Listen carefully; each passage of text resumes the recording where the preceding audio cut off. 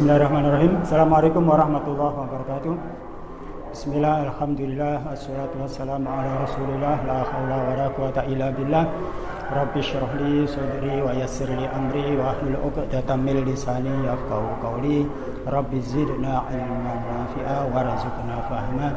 Alhamdulillahirabbil alamin. Kita punya kesempatan daring pada pagi hari ini, dan ini adalah kesempatan yang pertama selama kita liburan pada semester ini. Alhamdulillah, mudah-mudahan dengan daring kita tetap semangat dan tetap mendapatkan ilmu yang bermanfaat. Untuk sementara saya tidak berkenalan dulu, karena berkenalan itu kita lebih baik offline saja, kita konsulkan dan sebagainya. Ini kita serius dulu. Dan langsung saja pelajaran yang pertama kita refresh dulu, mulai dari kelas 1, kelas 2, kelas 3, supaya nanti kita mendapatkan kerangka pelajaran yang nantinya kita itu pada kelas 3 akan dibawa kemana kita belajar TIK. Ya. Bismillahirrahmanirrahim. Ini sudah saya tulis di papan dan mungkin sampai tinggal lihat saja. Yang pertama saya awali dari komponen komputer. Komponen komputer ini artinya komputer itu bisa jalan, komputer itu bisa bekerja sesuai dengan yang kita harapkan, asalkan ada 3 komponen. Yang pertama adalah hardware. Tulisannya keliru ya. Tulisannya keliru. Ada hardware pakai H. Kemudian ada software, ada brainware. Hardware adalah perangkat keras. Kalau software perangkat lunak. Kalau brainware adalah orang yang mengoperasionalkan komputer. Orang yang mengoperasionalkan komputer. Kita review dari hardware dulu. Perangkat keras ini sebenarnya sudah diajarkan di kelas 1. Ada CPU, jadi sesuatu peralatan komputer yang sifatnya keras. Misalnya CPU, ada monitor, ada keyboard, ada mouse, ada printer, ada speaker, dan masih banyak lagi. Nanti kita belajar lagi. Kemudian ada lagi yang namanya software. Software ini perangkat lunak yang juga sudah kita pelajari mulai kelas 1. Kita bagi menjadi 2. Yang pertama ini operating system atau bisa disingkat OS, seperti Windows, kemudian ada Linux, ada Android dan sebagainya. Kemudian ada lagi yang namanya aplikasi. Artinya begini, aplikasi ini bisa jalan asalkan ada operating system. Seperti yang kita telah praktekkan sebelum sampai membuka Office, misalnya Microsoft Word, membuka Excel dan sebagainya, tidak bisa jalan sebelum kita membuka Windows dulu. Ya, kalau itu sudah paham semuanya. Yang nyateng bisa interaksi nanti, bisa bertanya atau bisa tanya jawab. Kemudian aplikasi. Aplikasi ini ada program pengolah kata yang dulu pernah kita pelajari. Mungkin Samen juga tidak asing lagi, misalnya ada MS Word. Ya. Kemudian ada lagi program pengolah angka yang dulu sudah dipelajari kelas 2, misalnya Excel. Kemudian program pengolah gambar, nanti kita pelajari kalau ada waktu yang luang, misalnya ada Photoshop, misalnya lagi ada Corel Draw.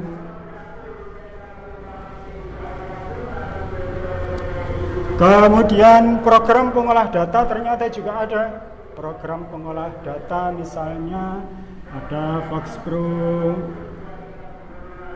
misalnya ada lagi PHP, SQL, ada DSP. Apa DSP? Dan saya bingung. Kemudian ada lagi program pengolah video. Program pengolah video ini sudah banyak sekali. Misalnya apa Pak ya kalau program video yang biasa dipakai? Ada OBS, ada Adobe Premiere, ada lagi Video Maker, ada lagi DSP, dan saya bingung saking banyaknya. Nah, nanti posisi kita tidak di atas ini. Yang posisi kita adalah kita mempelajari tentang browser. Browser adalah software yang dipakai untuk berselancar. Berselancar di mana? Di lautan? Bukan, ya. Program yang dipakai untuk berselancar di dunia maya. Program yang dipakai berselancar di internet. Nah, tetapi nanti kita tidak langsung menggunakan browser, tetapi kita harus mempelajari dulu pendukungnya. Artinya bagaimana? Seperti yang tadi, sebelum kita mempergunakan Excel, maka kita harus membuka Windows dulu. Ya, sebelum kita menggunakan Microsoft Word, kita harus buka Windows dulu. Ini juga begitu. Browser, sebelum kita mempelajari browser, kita juga harus mempelajari jaringan komputer. Jaringan komputer kita pelajari dulu. Oke. Jaringan komputer ini saya ada cerita sedikit tentang jaringan komputer. Dulu waktu masih belum ada angkutan yang banyak sebanyak sekarang, saya pernah bepergian mulai dari Malang sampai ke rumah, ke Jombang, dan kira-kira nyampe di sini sudah jam 2:30. Nyampe di sini sudah jam 2:30. Begitu jam 2:30, ini waktunya sahur. Waktunya sahur, ternyata di rumah itu tidak ada makanan. Ternyata setelah bepergian uangnya habis. Uang habis dan tidak ada makanan. Satu-satunya yang tersisa adalah ATM. Nah, ATM waktu itu masih sepi sekali. Yang ada itu di depan Pondok Tebuireng namanya ATM BCA. ATM BCA di Tebuireng. ATM ya. Pada jam 2:30 ATM itu saya lihat sepi, tidak ada orang, tidak ada satpam, tetapi masih terbuka karena bukanya berapa? 24 jam. 24 jam. Saya ambillah di sana. Saya ambil di sana. Uang saya kebetulan waktu itu ada 1.500.000. Setelah saya ambil 500.000. Saya ambil 500.000. Kemudian saya mencari makan. Ini dari Tebuireng saya kejar terus. Saya ke arah utara, ternyata di sana tidak ada. Biasanya ada makanan-makanan di pinggir jalan, ternyata sudah mau lebaran, tidak ada orang jualan. Sampailah saya di depannya rumah sakit. Nah, sampean kalau pernah ke rumah sakit, di sana ada ATM lagi. Karena saya rasa mengambil uang 500.000 kurang, maka saya kepingin ngambil lagi. Setelah saya lihat saldonya, mestinya saldonya menurut saya kan 1.500.000.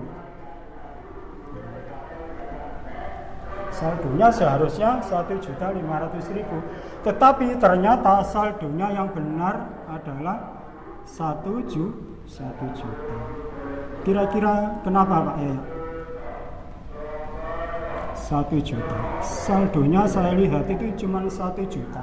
Padahal menurut saya seharusnya 1.500.000. Coba ini kenapa kok saya membuat saldo 1.500.000? Karena begini, pada saat saya ngambil itu kan nggak ada satpam, nggak ada pegawai, nggak ada orang tahu. Mestinya saya ke Jombang kan saldo saya masih 1.500.000. Tetapi di sana saya lihat loh, kok sudah 1 juta. Siapa yang ngasih tahu?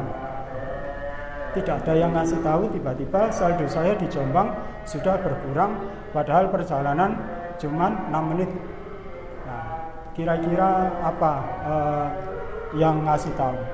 Ternyata lama-lama kita ngerti bahwa itu adalah ada namanya jaringan komputer. Jadi jaringan komputer itu fungsinya adalah terhubung antara tempat satu, antara komputer satu dengan komputer yang lain, yang masing-masing bisa memanfaatkan fasilitas yang ada. Dulu sekali ketika kita masih kecil, kalau orang nabung di satu bank tidak bisa diambil di bank lain. Dulu orang menabung di misalnya satu daerah tidak bisa diambil di daerah lain. Karena apa? Karena tidak ada terhubung antara satu dengan yang lain. Demikian juga kalau misalnya ada anak pondok kemudian kepingin dikirimi uang, karena uangnya sudah habis, maka perjalanannya tidak seperti sekarang menggunakan ATM, tetapi menggunakan wesel, dan itu harus berlangsung kira-kira beberapa hari untuk bisa menerima uang itu. Kemudian begini, yang perlu kalian catat adalah jaringan komputer adalah 2 komputer atau lebih yang terhubung dan masing-masing bisa memanfaatkan fasilitas yang ada. Nanti kita belajarnya bermuara di sini, 2 komputer atau lebih yang terhubung dan masing-masing bisa memanfaatkan fasilitas yang ada. Kira-kira caranya membuat jaringan komputer seperti apa, alatnya bagaimana, dan sebagainya. Ini yang perlu kita pelajari. Ada beberapa soal terkait dari sini yang mungkin sampean harus jawab di bawah sendiri. Kemudian kalau ada sesuatu yang perlu ditanyakan di atas, ya, zaman ketik saja di atas, nanti muncul jawabannya sendiri. Mungkin dari sini saya cukupkan sekian saja karena penjelasannya mungkin kurang jelas ya, hanya 10 menit, dan tulisannya mungkin jelek karena saya lulusan Fakultas Kedokteran. Kalau tulisan sampean itu bagus mungkin belum lulus, karena semakin jelek tulisan itu semakin bagus untuk orang-orang, terutama untuk profesi dokter. Dari saya sekian aja. Assalamualaikum warahmatullahi wabarakatuh.